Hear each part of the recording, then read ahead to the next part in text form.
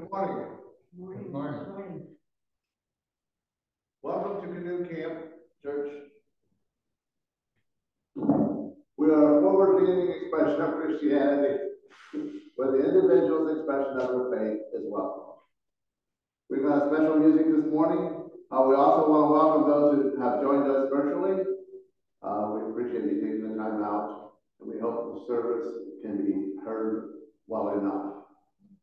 Josiah is going to play special music, Where Love Flows.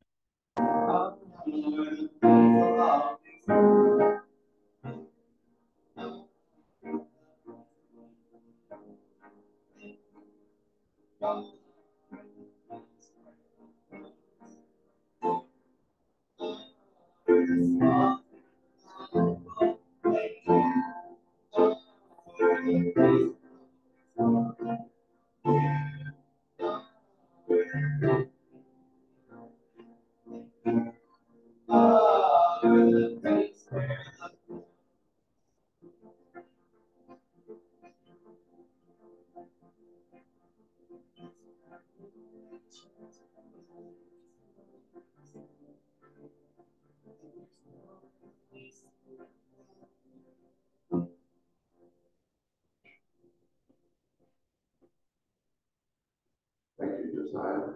Announcements? I have a couple of announcements. Christian Men's Fellowship is February 21st at the Alpha Church. It costs $10 per person and starts at 6:30. Please see calendar for more details if you're interested in it. We are hosting the Christian Men's Fellowship on May 16th. There will be more information to follow. For those who are council members, there is a council meeting after the service. Next week. Sorry. Next week? Okay. No, this week, right now. This Today. week? Okay. I thought it was this week. Okay, well, it won't last long. Okay. Today. Any others? Offer the peace of Christ to somebody. Peace be with us.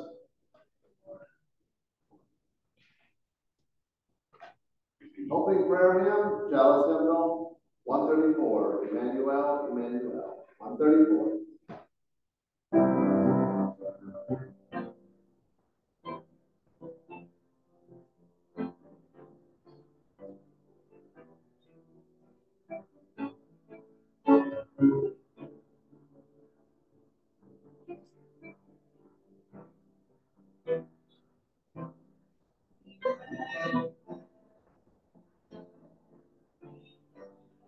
The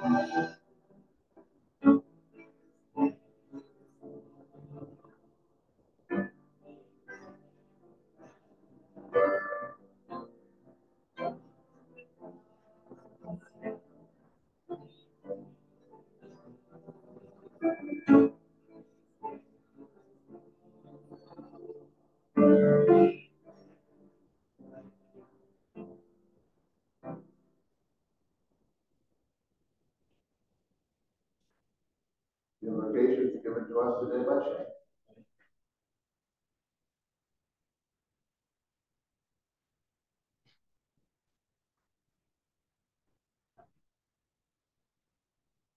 For today's prayer from Reverend Gal's website, written by Reverend Julia Seymour. Would you please pray with me? Holy Parent and source of all life-giving revelation, I know that there are scales on my place of perception, for we all see and hear and understand differently. And thus, the rooted location where I receive information and respond in accordance with your love, there are scales. For I am unable to receive my own privilege, let the scales fall away. For I persist in wrongdoing, let the scales fall away. For I have failed to use my own power for good, let the scales fall away. For I am still speaking instead of listening, let the scales fall away. For I cling to a false sense of control, let the scales fall away. For I have left apologies and reparations unsaid and undone, let the scales fall away. For I have clung to a holy seal you would not own, let the scales fall away. For I have failed to love myself as a child of God, let the scales fall away. Let the scales fall away, Mother of us all, and let me be the love you have made me to be. Amen.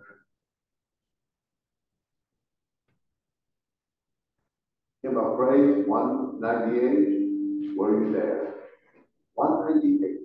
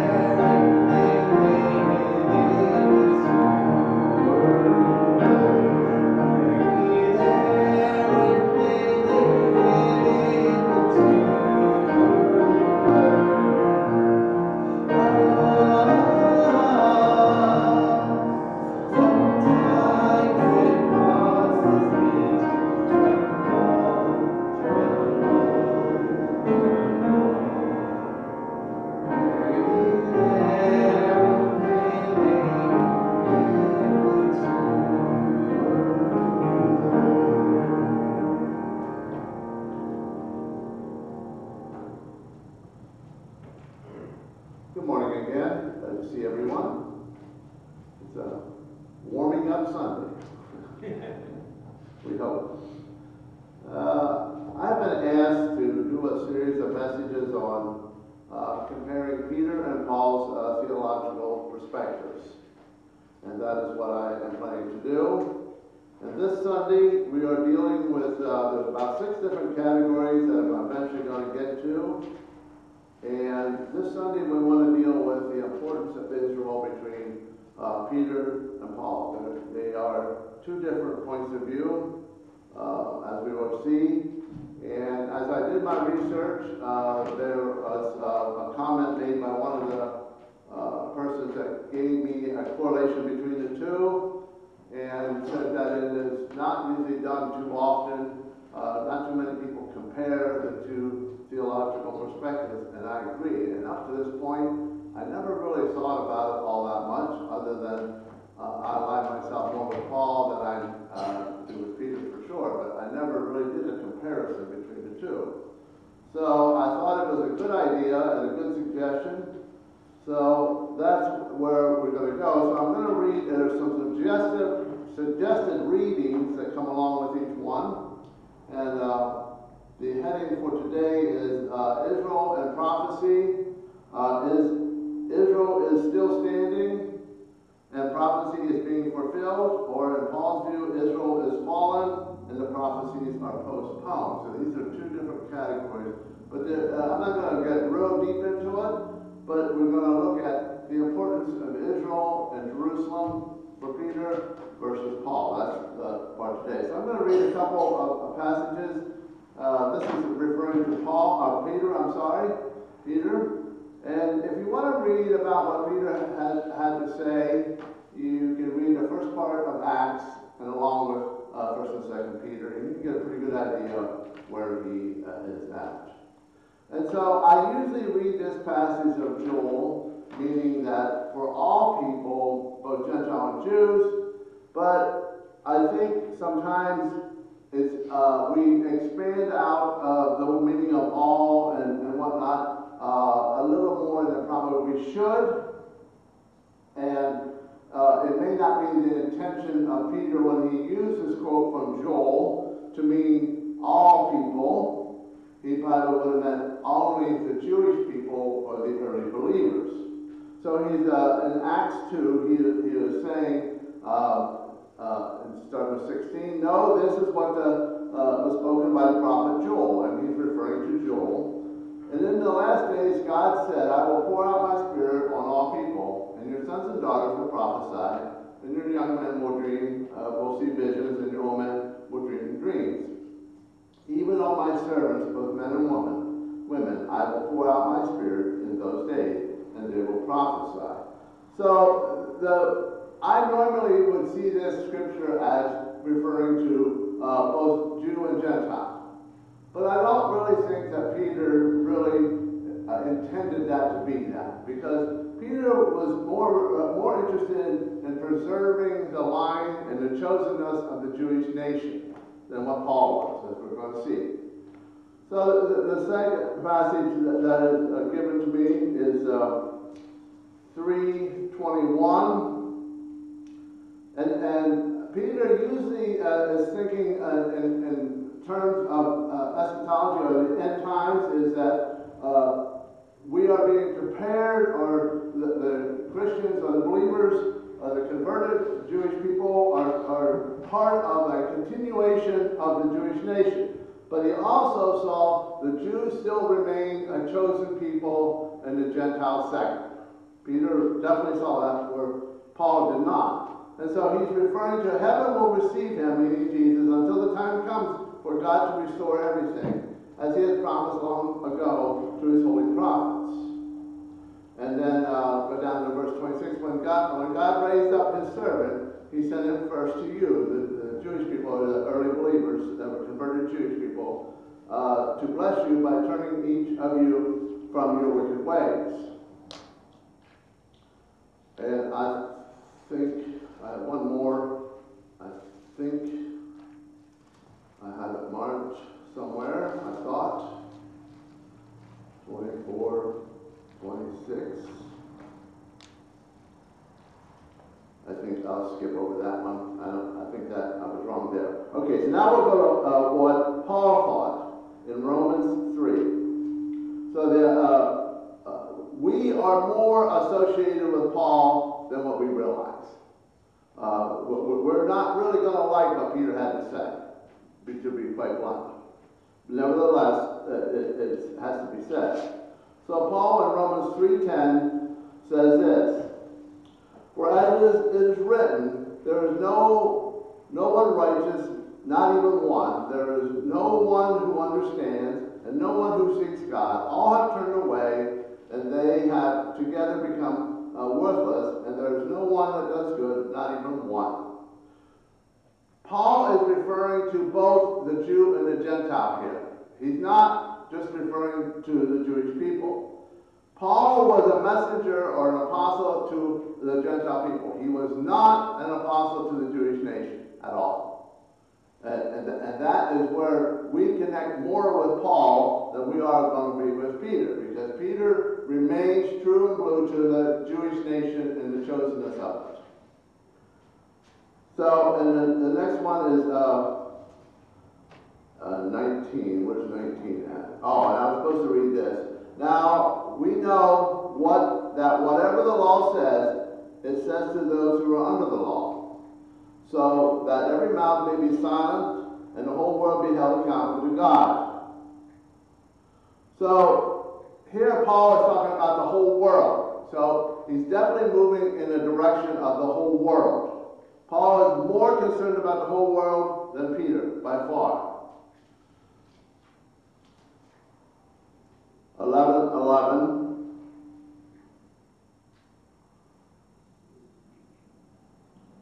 Here he is referring to the Jewish people, and in Romans there's this big long argument that he gives that he's trying to figure out a way in Romans to bring both the Jewish nation and the Gentile people together under one church or one belief structure. And he argues that, again I ask, did they stumble, meaning the Jewish nation, so far beyond recovery?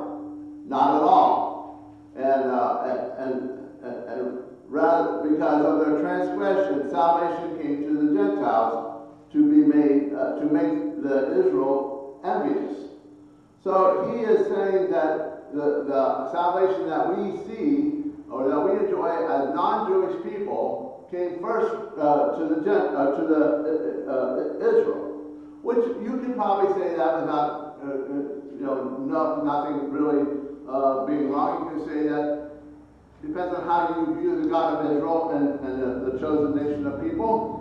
You can see that it began with a Jewish nation or an Israelite nation and expanded. Jesus came, and thus by the time Jesus came, it was open, wide open to the rest of the world.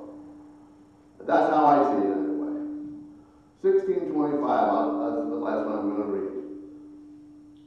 And he says, "Now to him who is able," this is at the very end of Romans, "now him who is able to establish you in accordance to my gospel," referring to Paul's gospel, "the message I proclaim about Jesus Christ, in keeping with the revelation of the mystery hidden for a long age past, but now revealed and made known to the prophetic writings and the command of the eternal God, so that all the Gentiles might come into obedience that comes from faith." And that is all that I'm going to read today. Paul is a person of great who believes in faith. Paul, as we all know, Paul is a person who really hangs on to the idea of faith. He's not a person who baptizes, he believes in faith. Peter does more baptizing than Paul does. Paul doesn't do, that's not really necessary. So, if you really want to know the two strong threads that go through the New Testament that come from Paul and Peter, James doesn't deal with a whole lot of it. Jude doesn't. To me, what Jude is talking about, that you're not just supposed to slander the gods by denying that they exist. That, I think, is one of the big things I get out of Jude. And John kind of goes along with Peter along the way. So, and you can read these texts and you can decide for yourself. the two differences, it is Peter and Paul. They are the strong lines of thought that come down through. A little bit of history. We tend to think, and we put the disciples up on a pedestal as being these educated, intelligent people. But they were not. They were average fishermen. Most people were not literate. They were illiterate to a great extent. Ordinary person didn't read or be able to read or to write any more than was probably necessary. Maybe their names and all that, maybe a little bit more. But about 3 to 4% of the people, only about 3 or 4% of the people could read and write. And in most cases, if you were a rich person, you hired somebody to write for you. And that is true in the early writings of the Bible. We don't really know who wrote the Bible or who wrote the Gospels, because Peter was illiterate. We pretty much know that. He was an average person. And but in my opinion, I think, as I said, most could probably read enough to get by and write enough to get by. And that's how I kind of see it. Maybe. I'm assuming that. That's kind of, because after a while I read somewhere where most people could write their names. And probably enough. Peter was bold and crude and brass.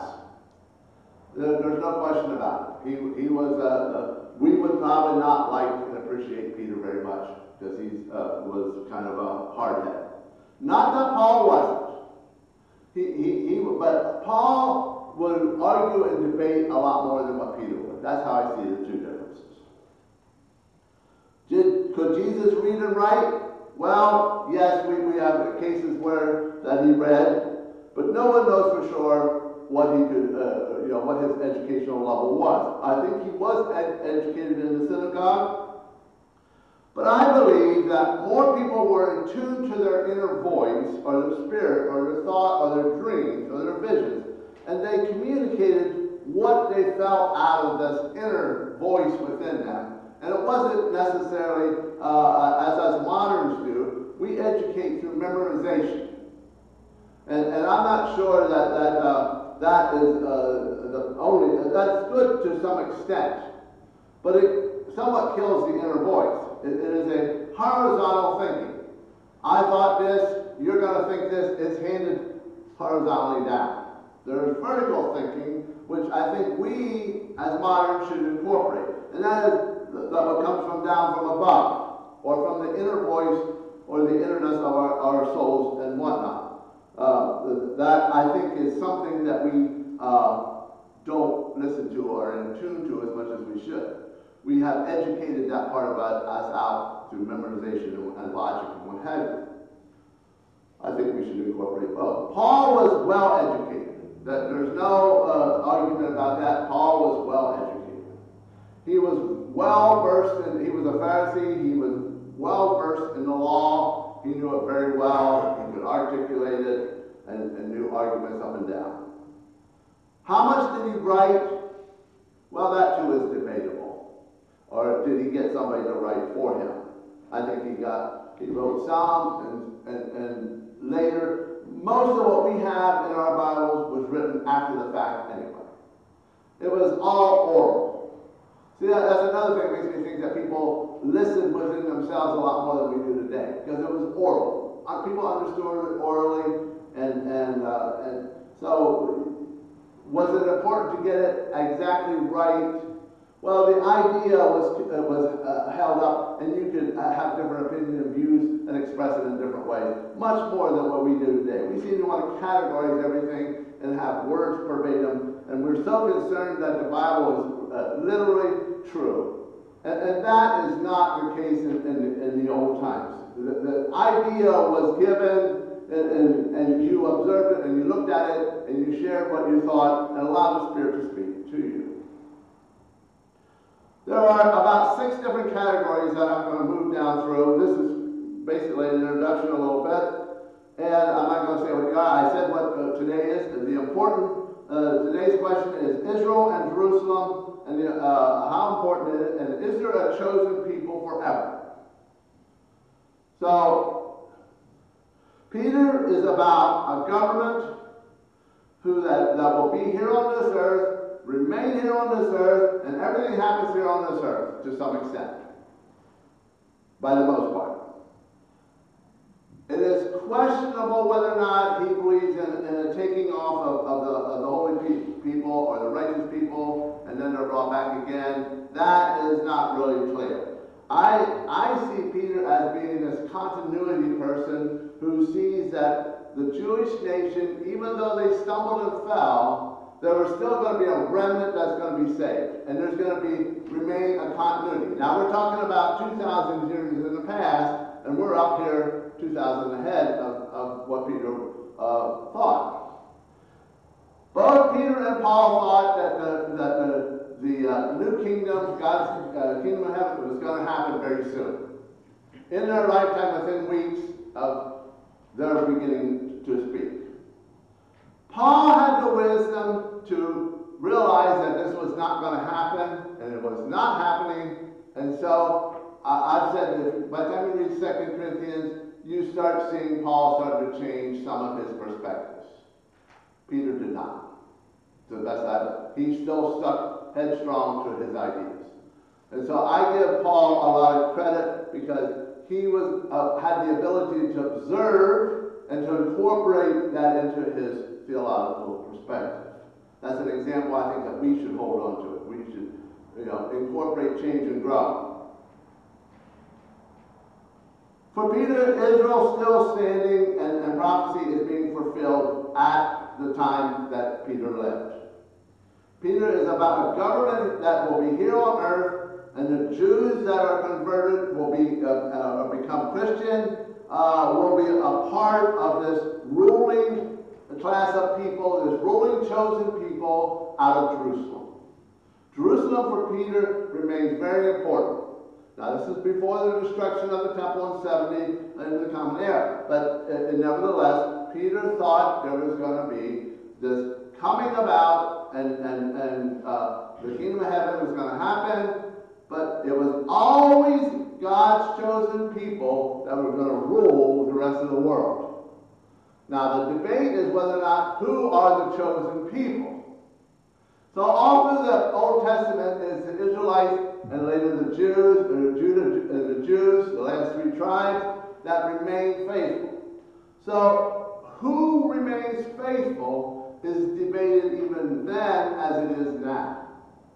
There are those who think like Peter today. That is the largest slice of Christianity, is a more Peter way.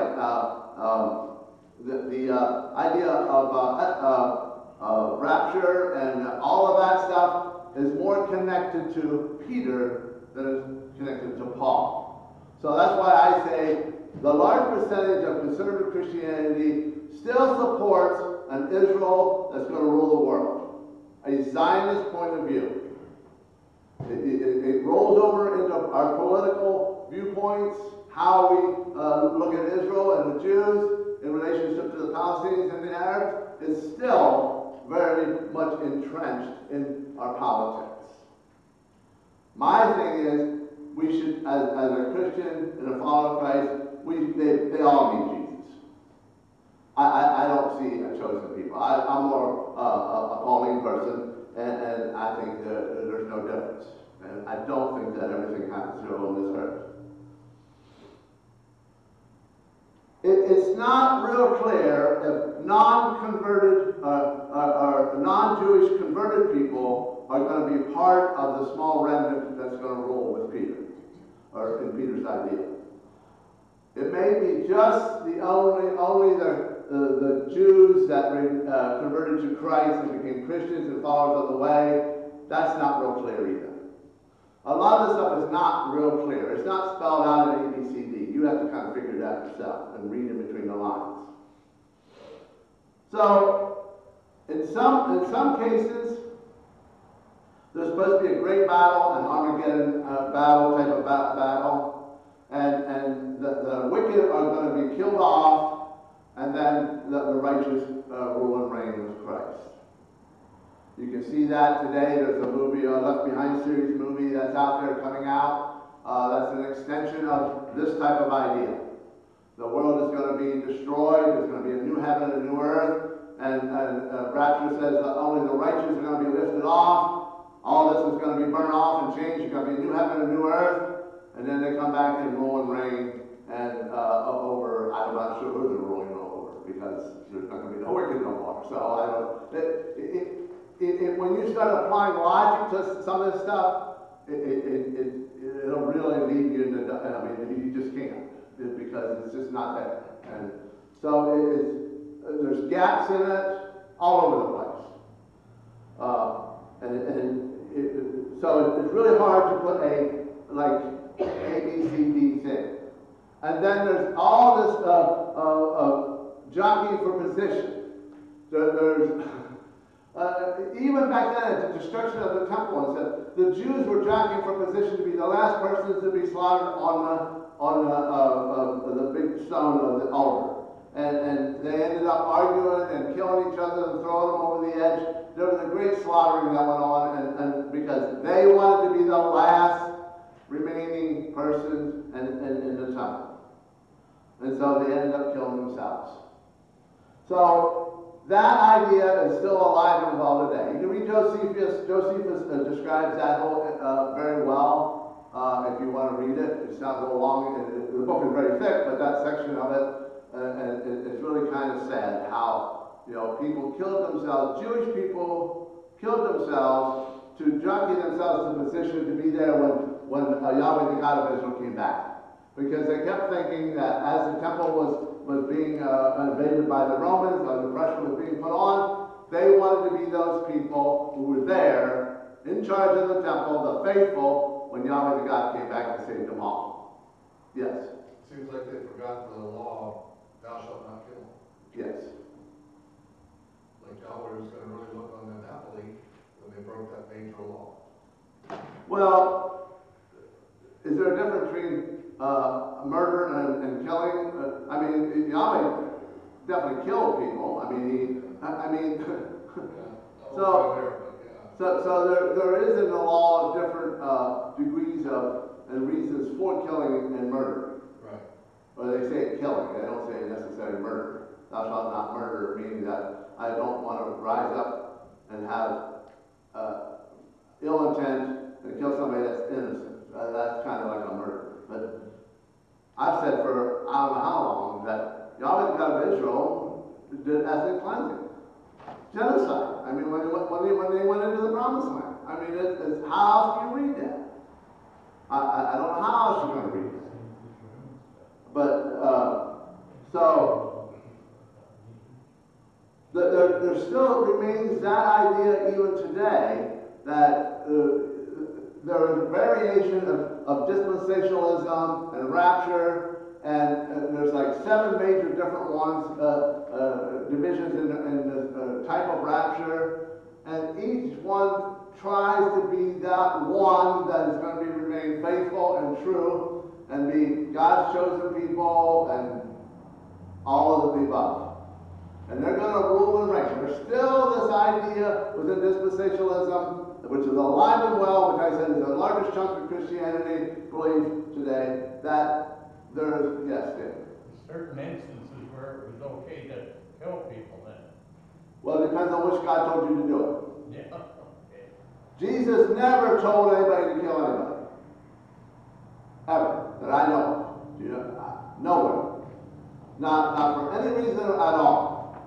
But the Yahweh, the God of Israel did, the Roman gods did, the Egyptian gods did, all these other gods. That's why I say Yahweh, the God of Israel, was a nation God. Because he wanted to survive and by killing all the people that were in Canaan at the time. And this is still a problem today. Netanyahu, I can't say it right, but anyway, whatever. He wants to push the Palestinians out into the sea. He don't make no bones about it. If he had his way right now, this is his 3rd time in, he would kill them all. Yes. Well, that brings you to the age-old, whose land was it? Because the Israelis believed that that was all theirs. The Palestinians had it in between and they think it should be theirs. It's like when we came here, it was the Indians, but the Indians displaced other Indians to be here. So who really belongs someplace? We're all migrants. Everyone. Every country. Yes. To your concept of genocide, in fact, Yahweh chews out the Israelites later and causes them harm because they left some of the children and women alive Yes. as slaves. Yeah. So, Paul. yeah, it was supposed to be genocide. Well, was it Saul punished because he didn't wipe everybody out too? That was the second time. Joshua didn't right away, and Saul didn't either. And that was one reason why the kingship moved to the line of David, Right. because he didn't wipe them out. And they wanted to save the cattle and you know, some of the precious things, but they were supposed to destroy everything. Genocide. So I mean, that idea is still fermenting today in today's world. Well, like I said, not you. He would, if he would have his way, believe me, in a heartbeat. And he's getting to be, there are actually people concerned that he may try to do that because he's getting aging up and he wants to move Israel to the place where he thinks biblically they should be.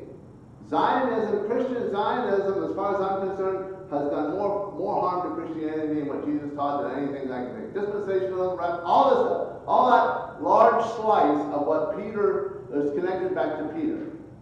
It's not necessarily connected to Paul. You know, people think it's all the same. It's not all the same. I'm learning that, and I knew that, but I just didn't realize it was so divided as I'm learning. And so all of that is still alive and well today. And you know, rebuilding of the temple, starting up the sacrifices, the red heifers already, they claim they have the red heifer over there. That's necessary. A red heifer is necessary to purify the altar or to begin the sacrifices. That's already, they already have that. One place I read several years ago, that they have enough of the stone blocks cut for the Holy of Holies to start the sacrifices. The big problem is the mosque that's up there. That's the big problem. And that has to be removed first. And then they're going to rebuild and start. And the hope again is that Yahweh, the God of Israel, is going to come back down and rule the world.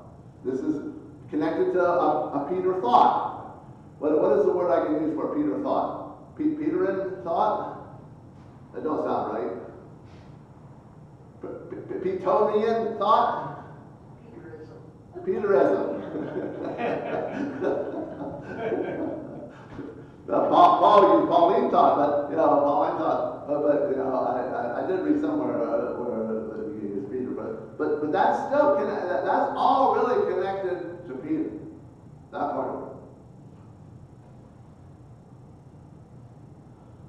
So I think I talked enough about Peter for right now. So the importance, we all know what the importance of Jerusalem and Israel is.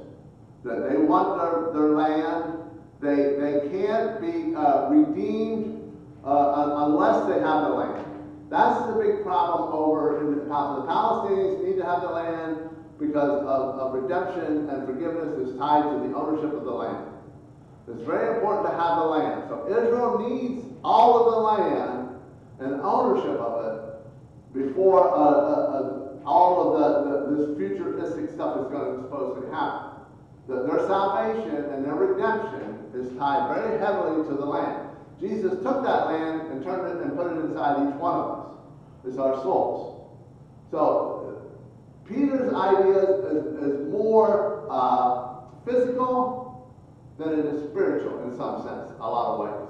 There's a lot of actions that go outside of the individual. Yes, there is stuff that Peter talks about is inside. It's very hard to say it's this way and it's not that way, because it's a lot of intermixing. So Paul thought that yes, Israel has fallen, and the prophecies are postponed, but not that far that they couldn't be brought back into in connection connection of a future idea, of a future world to come. They stumbled, as I read, but not far enough to be redeemed. Because he was really, seeing how he was a Jew who totally left his way of thinking and started something new. So he was still in connection and in the hopes of trying to bring both the Jew and the Gentile together under one umbrella.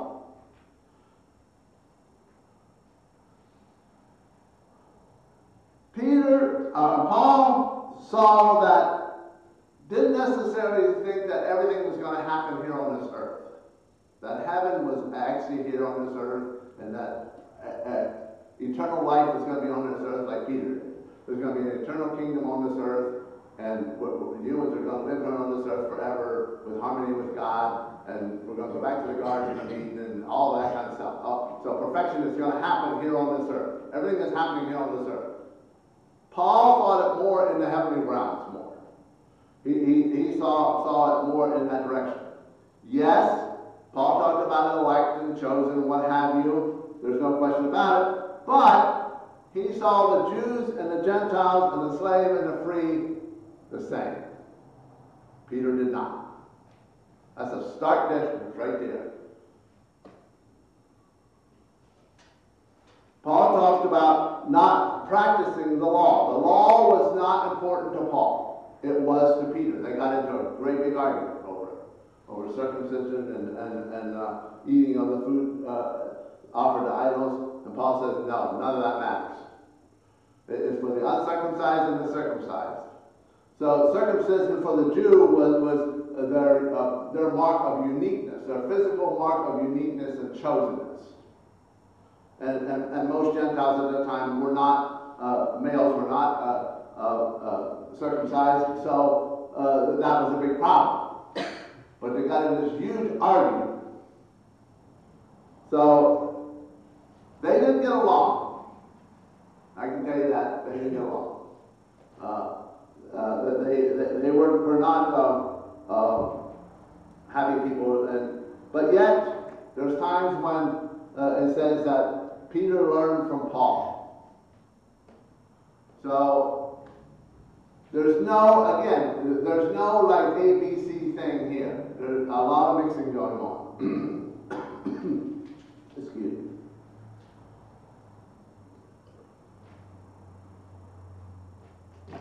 So Paul saw Israel as being one group of people, one human race, oneness. When Paul used the term Israel, generally he meant all of the human race, not always. Peter went on to be the rock on which the church was built. And the gates of hell did not prevail against it. Peter became the first pope. Now, the problem that is still argued and discussed silently, or not so much, it depends, is what is the importance of Rome versus Jerusalem? So, who is going to have the center of power? Rome, where Peter started his church, or Jerusalem, where Peter also had a church? James, the brother of Jesus, was also big in Jerusalem. Yes. I'm reading an interesting thing about James's theology right now. So. Okay. So if you can add something to that'd be great. At the moment, just that James was in Jerusalem. Yeah, I think. Peter went to Rome, and Paul went to the Gentiles. Paul was definitely for the Gentiles. He was the only one that went to the Gentiles, that he was full-fledged saving the Gentiles. The Gentiles for James and Peter and even John, that they had to convert over. And Judaism was still a great part, the center part of it. So you may have been a Gentile that converted, but you were still not, maybe you were okay, maybe not. But you were still included in that part. It depends on your righteousness and all that kind of stuff. But it gets very complicated as to what level of Judaism or what level operate. But as far as I know, the priesthood, you had to be a heritage. Your lineage had to be a Levite in order to be a priest. There was no like converted Gentiles that went on up to be priests. There was one tribe that was priests. That's it. That came from the tribe of Levi. As far as I know, that Paul still carried that idea on.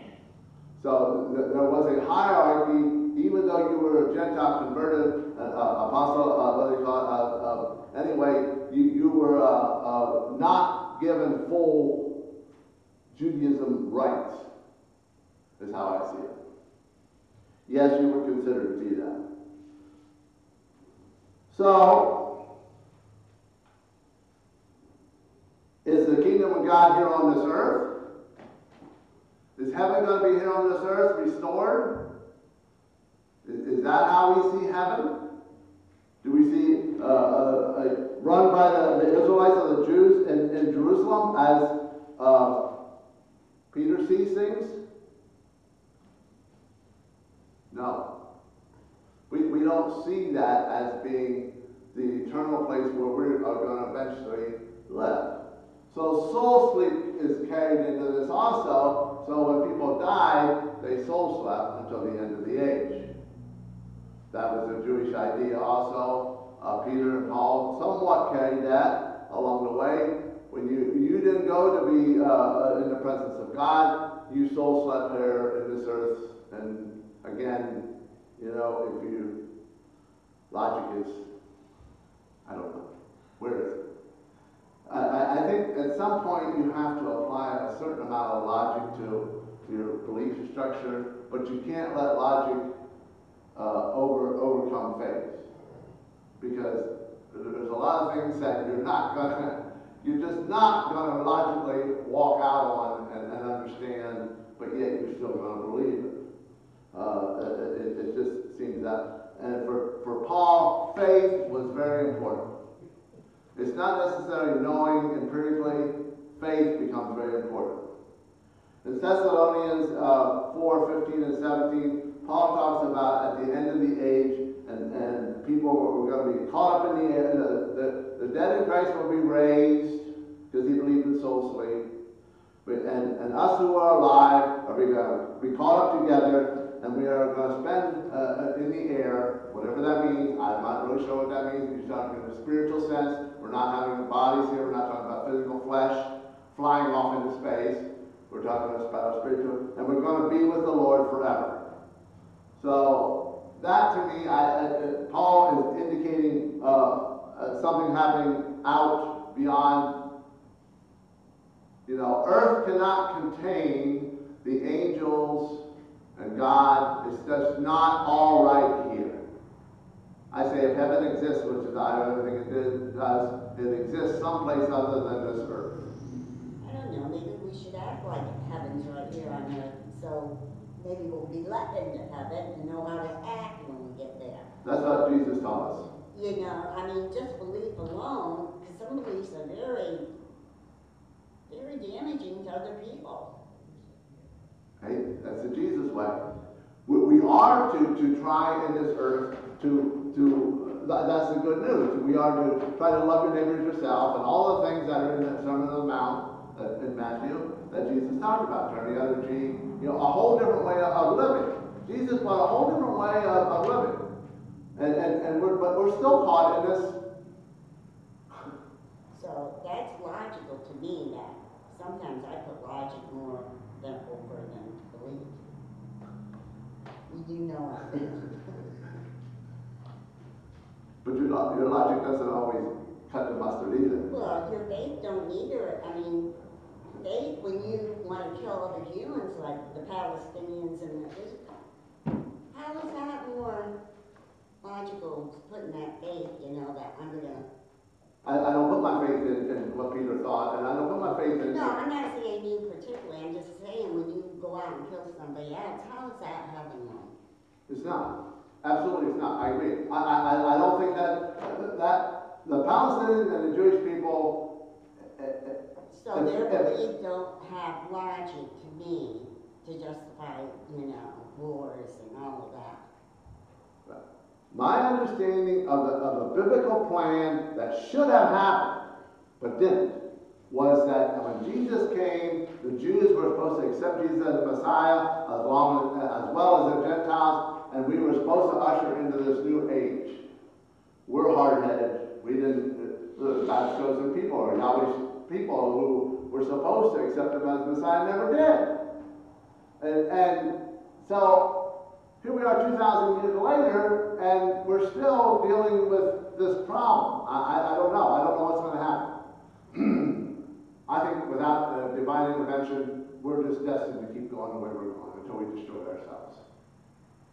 That's how I see it. I don't think, I agree with you, Colleen, there's a certain amount of logic that should be applied, and one should realize that, like Putin trying to take the Ukrainians out. It's, where are we going to get? Netanyahu wants to get rid of the Palestinians. And on it goes. And we're all getting, even in this nation, we came over from Europe, white Americans, white Europeans came over here and kicked the Native Americans out. And we brought Africans in as slaves, and on the story goes. We're not without blood on our hands either. We have a lot of blood on our hands. We can't point to other people and say, they should all do this and that. We have a lot in our hands. No one is righteous, no, not one, yes. I have an issue with some of that, in that as a nation, yes, this happened.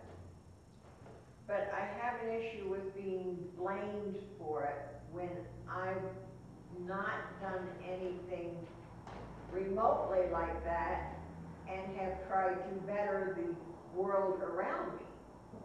But you still got to accept the fact of what the ancestors have done. Yes, we are benefiting from what was done, which was violence, and we're benefiting from it.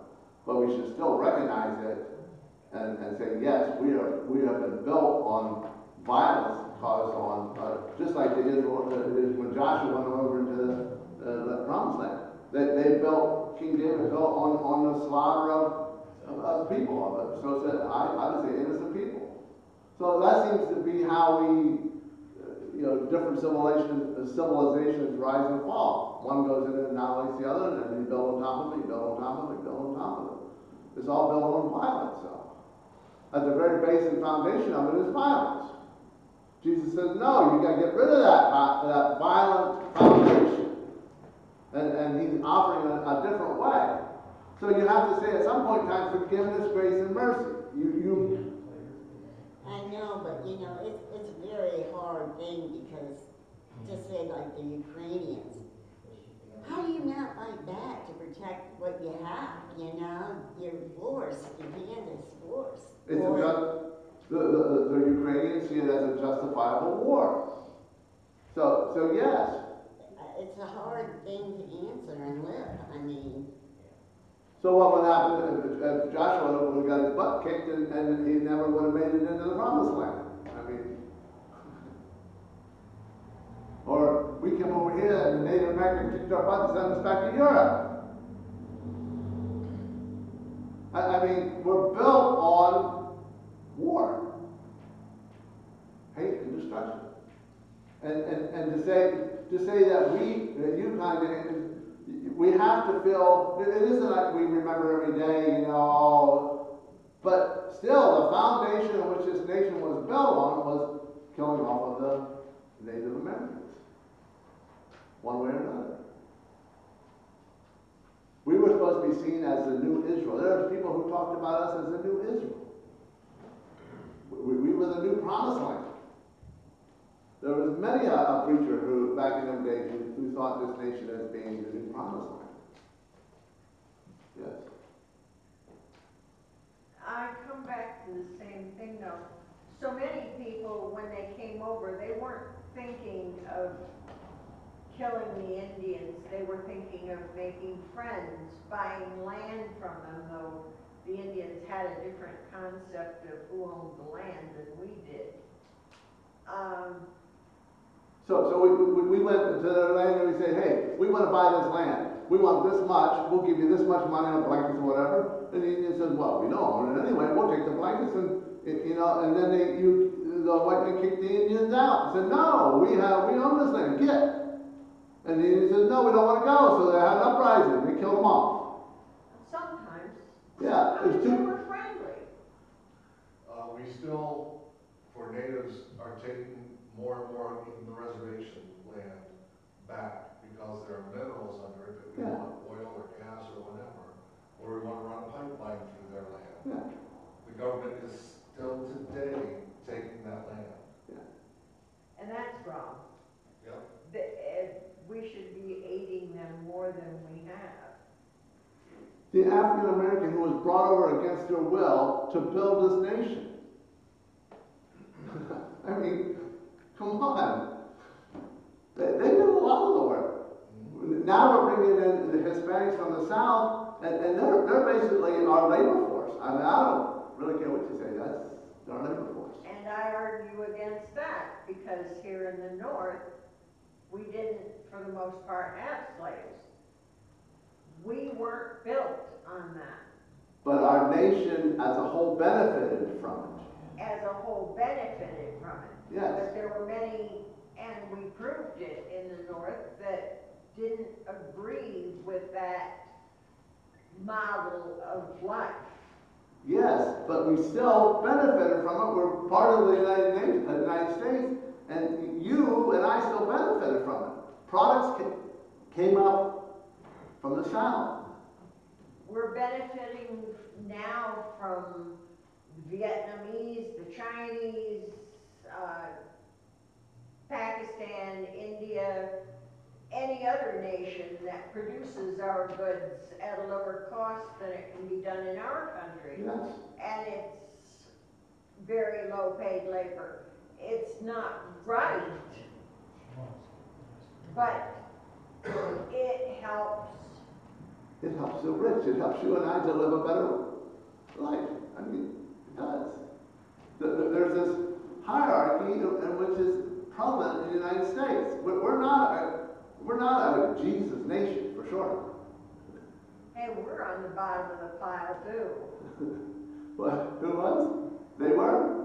No, we are.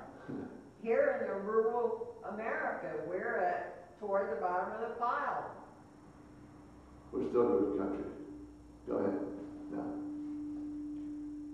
We seem to be having a political discussion per se and a religious discussion right now. And as I'm hearing it, both of those discussions, for me anyway, both of those are the same thing. They are. In that our beliefs, our views on all of those issues are based on the knowledge, the perception of the, per se, victim. The what? The victim. The one who The one won. who won. The one that is in control. Okay. And those perceptions are based on that, of things where we took or we shared. This is coming from the person that was in control, or the people that was in control. If we were, and that's the same thing with our faith, and understanding our religion. When we hear the words, I'm hearing your interpretation of the word. Yes. Now, I've got to understand that I am hearing your interpretation of the world, and in the same sense, I should have the responsibility to hear you. But like you always give me these references. To go back and read those references for myself. Amen. right? Absolutely. And make sure that what I heard you say and what I can read for myself are in fact the same thing. Okay, I've got a different opinion. We can later on get to discuss it. Well, I understand it this way, I understand it that way. We are in a setting where you can do that, and no one's gonna demean you or put you down. No one's gonna. I welcome a different opinion. I'm giving a opinion as I see it. You're right, and it's your responsibility. That's a Jesus idea. It's your responsibility to have your understanding and your relationship with Christ. That is totally different than when you ascribe to a Jewish or a particular type of faith that tells you, that gives you, makes you memorize certain things. I was brought up where I was a Mennonite, and so you were told what to think. You were not welcome to think on your own. You were told what to believe, how to believe, and don't ask no questions. So that's an Old Testament idea. That's how I see an Old Testament idea. A New Testament idea is exactly what you said. You should take what I say and test it for sure. No question about it. Because you may not be, I may think I'm telling you what I hope I'm telling you about something. You may be hearing it some way different. You need to test what I say. Absolutely. Logic. You Huh? need to use logic. You can use logic, you can use faith, or you just read and try to put it together. And absolutely. Now, I would welcome that every Sunday. Call me in the middle of the week. Whatever. I don't care. I welcome open discussions for sure. I'm just trying to give a general idea of Peter and a general idea of Paul. I am not going to give every little detail because it's not that plain to start off with. Yes. This sounds like something we ought to plan later in the week to meet and argue it again. That's what they call Bible study. Yeah. We include Bible study in our message because we meet just one time. And so that's why I just enjoy it, that's all. I'll always enjoy discussion and Bible study. And so I just kind of rolled that over into the message. That's why I don't have any problem. Now, you may see things totally different. You come from a different perspective. I'm a white man and you're a black man. We're obviously going to see things two different ways. I would love to hear your perspective of this nation and, theological perspective. No problem. None whatsoever. So feel free. Absolutely. Just something you want to share? No, but don't be afraid, please. No. Oh, I'm not. I know you're not. I have to hear and understand and make notes so I can go back and, I can send you some outlines that I'm using if you would like. If anybody wants them, I can. Okay. And I'll send the one that I'm going to use, and that way you can be familiar with it before, because we only have, a short time. I can't dwell. I can, but then we'll stop there and then we'll start up again. We'll stop there and we'll start up again. I don't have any problem. So if you have something in particular, I'm going to send you the readings. And if you have something that you want to hang on to, go for it. So that's why in the general African American church, they're in there till 2, 3, 4 o'clock. I missed that last part. It must have been good. Everybody laughed except me. I couldn't hear it. Didn't carry that far. I think when we had Reverend Mike, we did go for a bit longer than the normal period. Well, we do hear it sometimes. So this is just the beginning. So Peter saw Jerusalem and events one way, Paul saw it another way. I am tempted, I'm going to make a conclusion here, unless you can add something. I am tempted to say, if Yahweh, the God of Israel, and his people want to rule over this world and have their capital in Jerusalem, and they can have it. I'm going to go live some other place. Go for it, is what I wrote. Amen. Good, right. I'm ready to see something different and get past this part here, for sure. I'll take St. Paul's idea of having not being contained on this earth, a place where there is many mansions, as Jesus said, someplace, the office or somewhere, I'm not sure where it's at, but I believe it, where all are equal and forgiven, where love wins, and I believe all this by faith and hope. Amen. Unless anybody else has something to say. Communion is in the back, well as the offering. Feel free to partake. Josiah is going to play the weeping tree.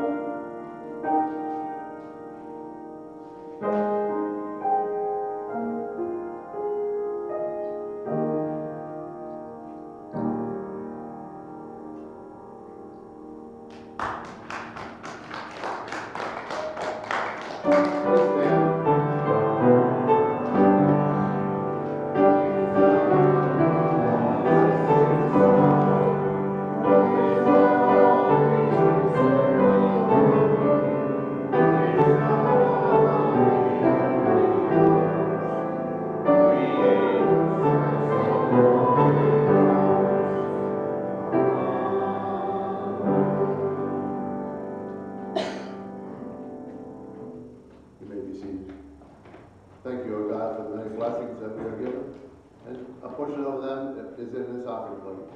Bless each one who gave, however they gave, thoughts and prayers. Bless them. In Jesus' name, amen.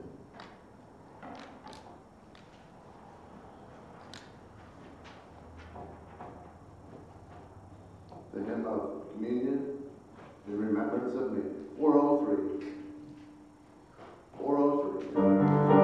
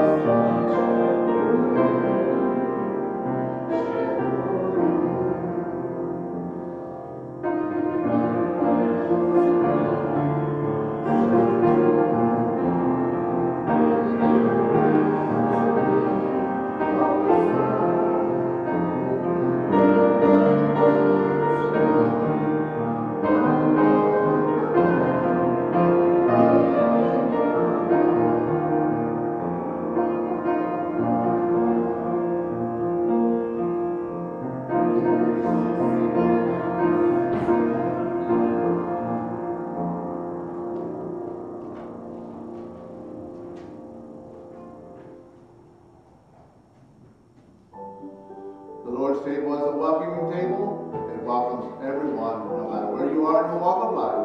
Christ welcomes you to his table. On the night when Jesus was betrayed, he took a loaf of bread, he blessed it, and he broke it. And he said to his disciples, "Eat, all of you, for this is my body. For my body has been broken for all." Thank you, Jesus, for the bread of life, and may our sins be forgiven.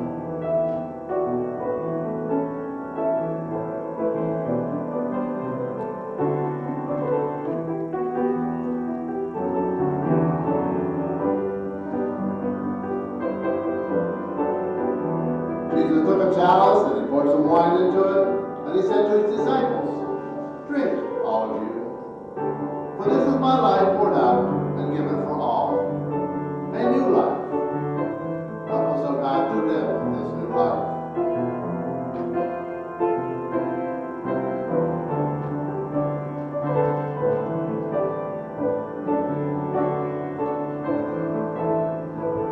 We are commanded by Jesus, as often as we eat this meal, to remember and to reflect on God's goodnesses and mercies. In God's Holy Spirit, we are to share this meal together as we gather, until the time we can eat this meal face to face with our Lord. Amen.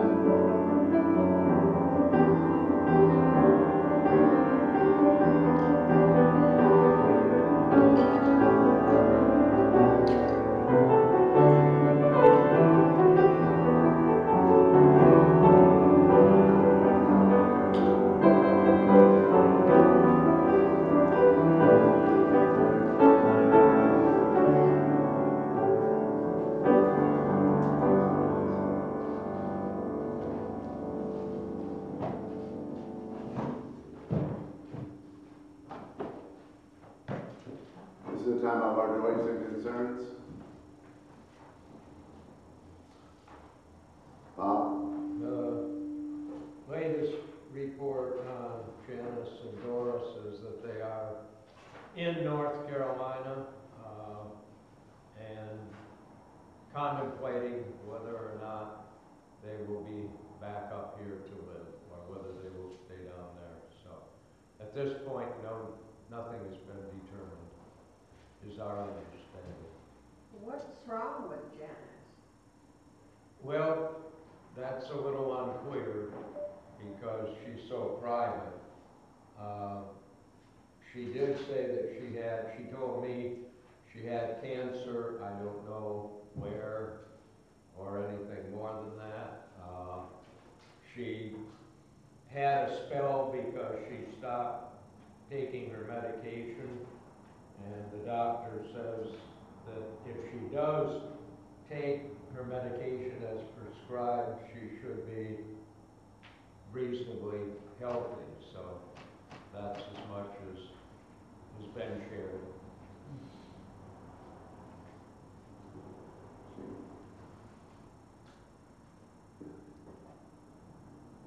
I am grateful for a beautiful day. I also am grateful that it seems as if we fixed the audio problem in the middle of Emmanuel. So, yay! Okay, sorry. Yes. It seems to be fixed. There was a button that I had to click. And I as saw. soon as I clicked, the team went, yeah. So, cool. Sorry. No, that is, we've been struggling with this for some time.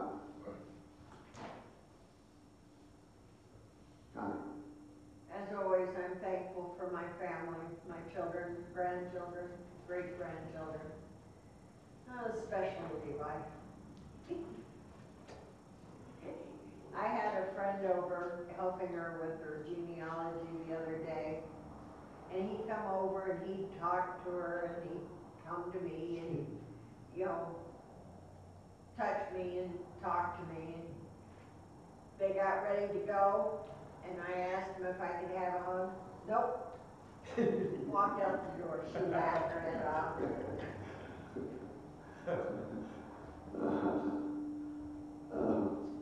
Any other?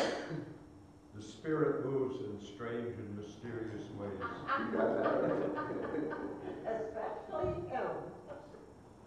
There is a minister in the region, Wilkinsburg, out by Pittsburgh. She's a female minister.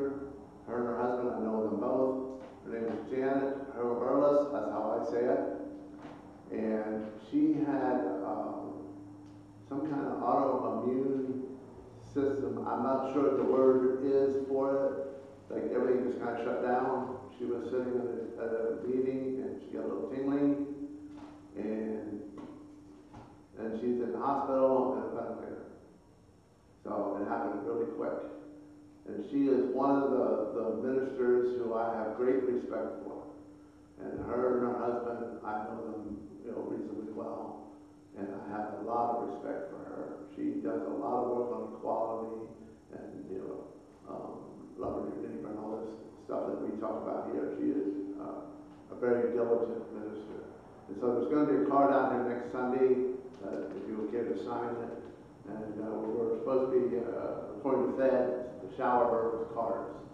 And like I said, I have great respect for her. And so if you care to sign it, that would be great. There's homeless people. I read an article. I mean, we know about homeless people. Carol's involved. But there was an article in the Towanda paper that I read on Thursday, Friday. And there's some in Towanda, under the bridge, about 4 or 5. And there's been attempts, but there are churches and various different organizations that are really working hard to try to provide a place for them. And I'm sure Carol knows this, that working with the homeless people, that there are people who are a lot less fortunate than what we are, for sure. And so we have to remember that we are truly blessed, I think, to be, we have roof over our head. Yes, we complain about our bills sometimes, and, maybe we're stiff and sore or whatever, but we still have heat to go home to, and there's people that, a lot of people don't. I talked about a guy, another fellow truck driver who goes out west out in Seattle, Portland area, and Portland more. Homelessness is so rampant out there, it's tremendous out there. And you can blame it on political reasons and whatnot, but still, I think if you're talking about a Jesus idea, we are called to help the least, for sure, and to do what we can. And sometimes I understand it becomes a problem so much greater than what we can do, but, prayers and thoughts for sure. I mean, just be thankful for where we're at in our lives. And, anything else?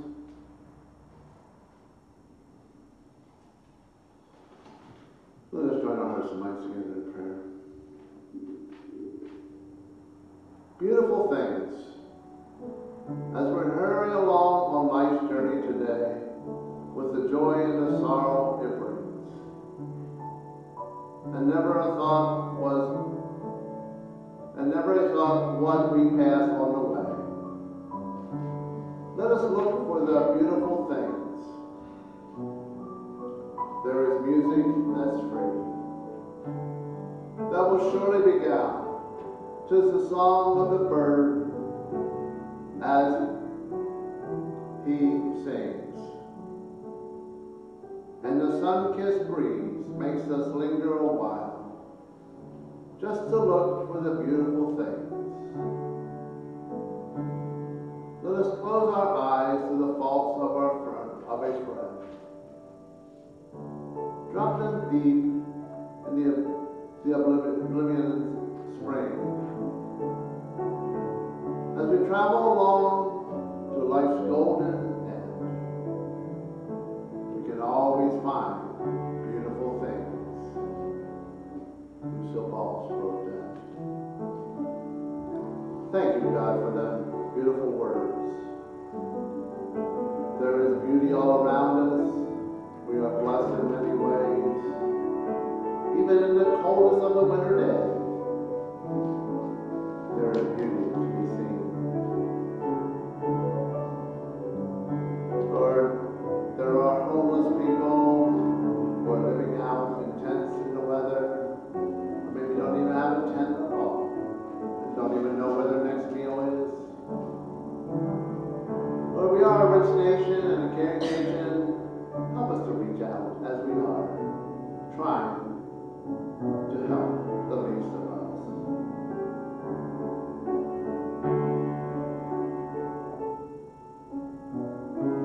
We're thankful for those who are here. We ask you to be with those who are not here for whatever reason, and bless them.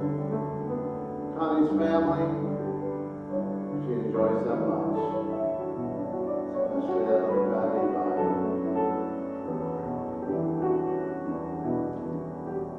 Janice, Doris, we miss them.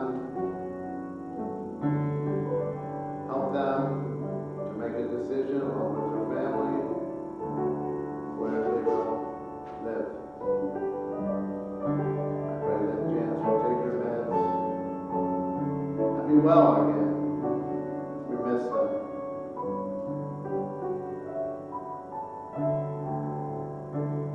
We're thankful, we hope, by faith that our technological problems are solved. We hope. Lord, we pray that she will be given the wisdom to carry it and to fix it if it needs to be fixed at this point.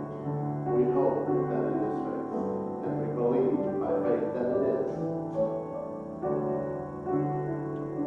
Help us again to look for the many beautiful things of each day that come our way. We ask this in Jesus' name. Amen. Join me now in the Lord's Prayer. Loving God in heaven, hallowed is your name. Your kingdom come, your will be done on earth as it is in heaven. Give us today our daily bread. Forgive us our sins as we forgive those who sin against us. Save us from the time of trouble, and deliver us from evil. For yours is the kingdom, and the power, and the glory forever.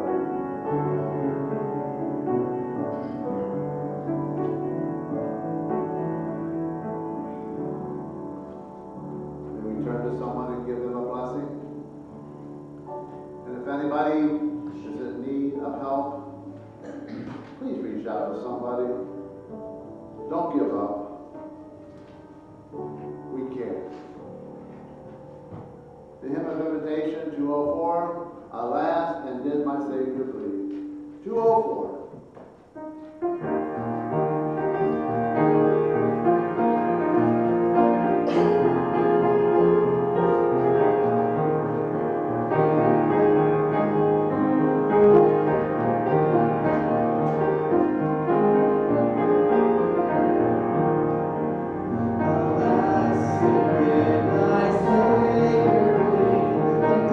My sovereign God.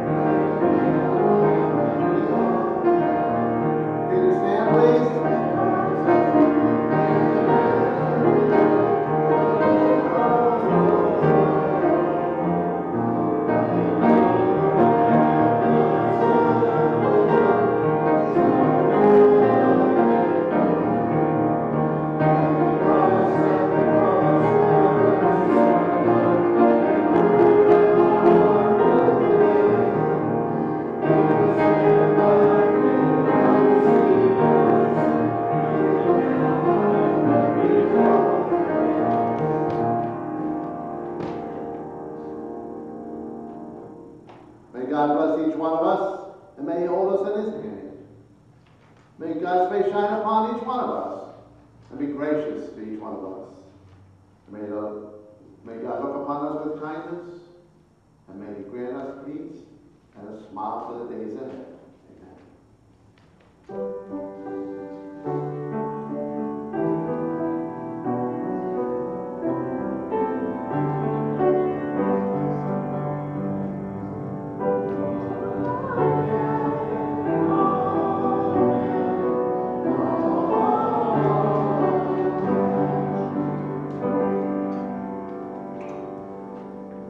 Council meeting.